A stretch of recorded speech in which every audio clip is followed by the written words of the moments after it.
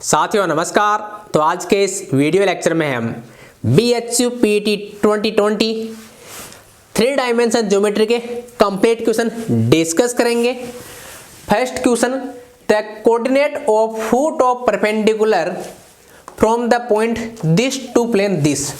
अपने को क्या पूछा है, ये कोई प्लेन है, इस पर इस पॉइंट 3, 1, 2 से क्या डाला, परपेंडिकुलर डाला, राइट। देन ये जो इसका फुट क्या होगा, इस पॉइंट के कोऑर्डिनेट क्या होंगे वो अपने को फाइंड आउट करने हैं, राइट। इस पॉइंट से इस पर परपेंडिकुलर डालेंगे इस प्लेन पे। कौन से प्लेन पे? इस प्लेन पे।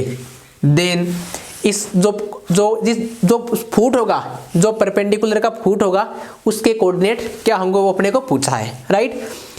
तो पहली बात तो क्या, अभी जो भी परपेंडिकुलर का फुट होगा, जो भी इसके फुट होगा, जो भी इसके पैर होंगे वो कहाँ होंगे, इस प्लेन पर। इस प्लेन पर किस पर? इस पर। इसका मतलब जो पॉइंट इस प्लेन पर नहीं है उनको भगा दो। अगर भागते हैं तो ठीक है, ना भागते हैं तो भी देखा जाएगा, राइट। ये पॉइंट जो भी फुट होगा वो इस प्लेन पे होगा। दिस मीन्स इस प्लेन की इक्वेशन को सेटिस्फाई करेगा, राइट। तो अगर मान लो 3 ऑप्शन नहीं करते हैं, अपना काम बढ़ जाएगा। अगर करते हैं मोर देन 1 ऑप्शन, तब तो आगे देखा जाएगा। 2, 3, 2 ये इसको सेटिस्फाई कर रहा है। 2, 1, 3 ये नहीं कर रहा है, इसको भगा दो। 2, 2, 1 ये सेटिस्फाई कर रहा है। 4, 6, 3 ये भी कर रहा है, right.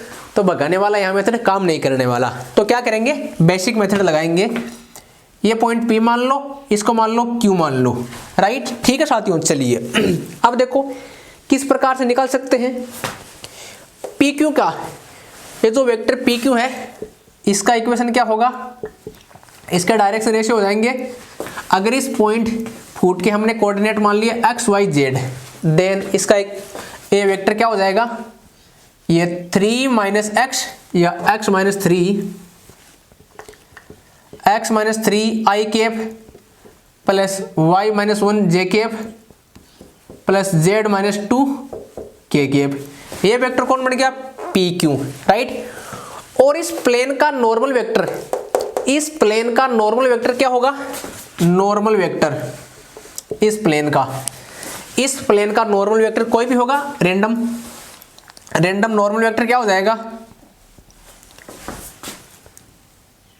1 I cap minus j cap plus k cap, right.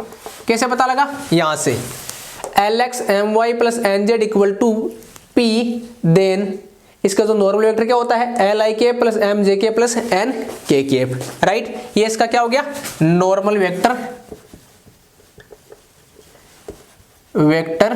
To plane, जो भी प्लेन गिवन है, x minus Y plus Z equal to 1।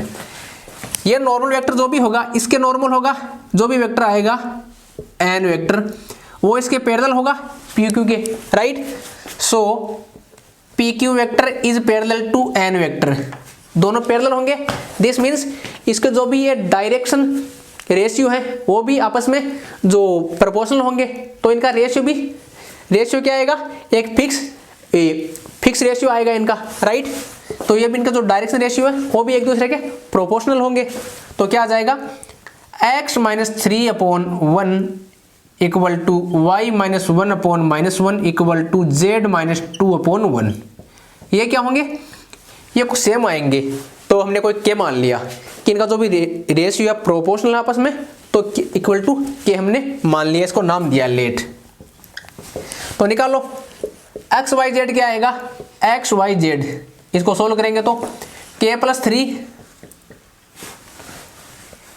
3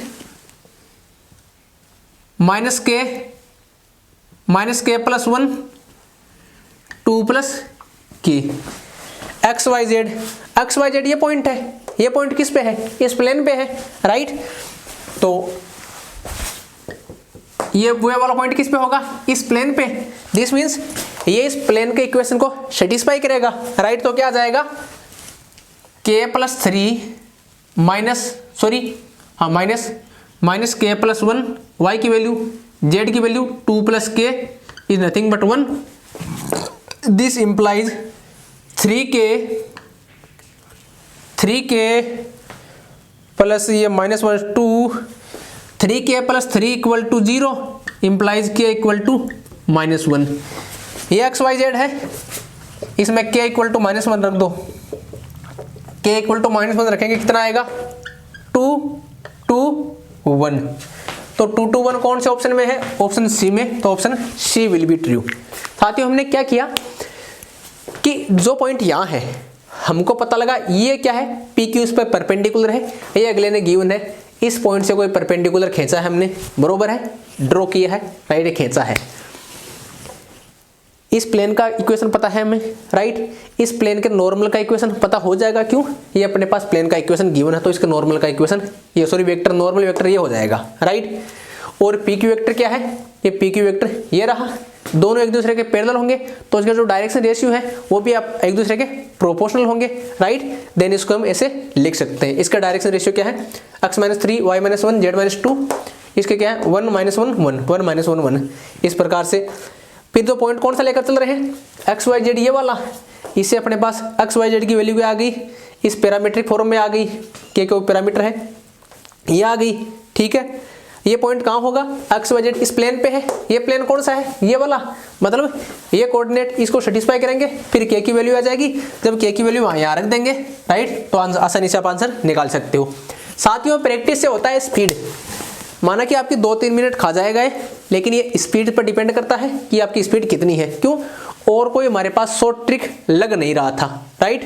दूसरा चीज क्या है, ऑप्शन से चेक करते कि इसका और इसका जो डायरेक्शन रेशियो है, राइट, वो एक दूसरे के प्रोपोर्शनल है कि नहीं है, इन दो पॉइंट को लेकर के, राइट। जैसे हम चेक करना चाहें तो 1 - 2, मैं एक मिनट को देख रहा हूं, कुछ दूसरा तरीका है तो